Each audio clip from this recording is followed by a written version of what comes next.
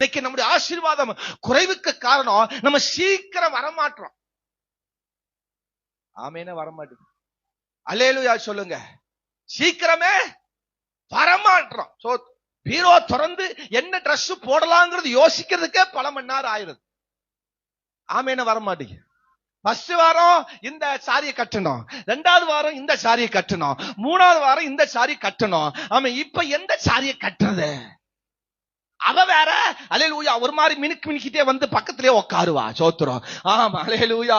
அவ வேற ஒரு மாதிரி வந்து நம்ம கண்ணுக்கு பின்னாடி வந்து கூட்டம் முடிஞ்சோன்னா சோத்திரம் சோத்திரம் சோத்திரம்னு அவருடைய சாரியும் அவருடைய எல்லாவற்றையும் காண்பிக்கனே வருவா.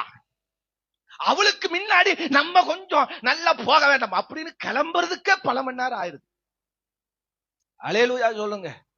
சிலர் டிவி பார்த்தாதான் சோறு இறங்கும், செல்போன் பார்த்தாதான் அவருக்கு டீயா இறங்கும். ஒரு டீ குடிக்கிறதா இருந்தாலும் செல்போன் பார்த்துதான் டீ குடிப்பாங்க. ஆமேன்னு சொல்லுங்க. அல்லேலூயா சொல்லுங்க. சின்ன பிள்ளைகளுக்கு சின்சான் வரணும், அப்பதான் எல்லாமே இறங்கும். ஆமேன்னு சொல்லுங்க. அல்லது மோட்டு பத்துளு வரணும். சோத்திரம். மோட்டு பத்து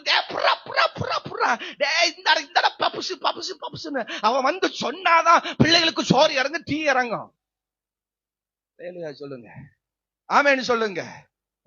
அந்த பப்ஸ் அத பார்த்தாதான் இவளுக்கு கொடுக்கிற அந்த பப்ஸ் உள்ள இறங்கும்.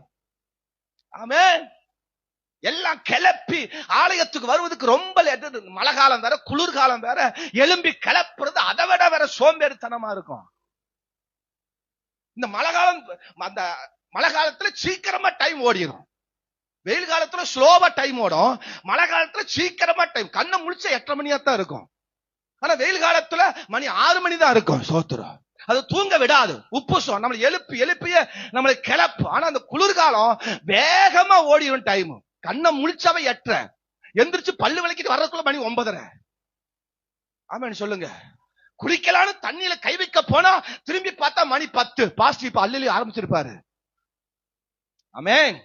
சீக்கிரம் ஆண்டவரை தேடுகிற ஆண்டவர் ஆசீர்வாதத்தை பெறுவதற்கு வேகமாய் வரணும்.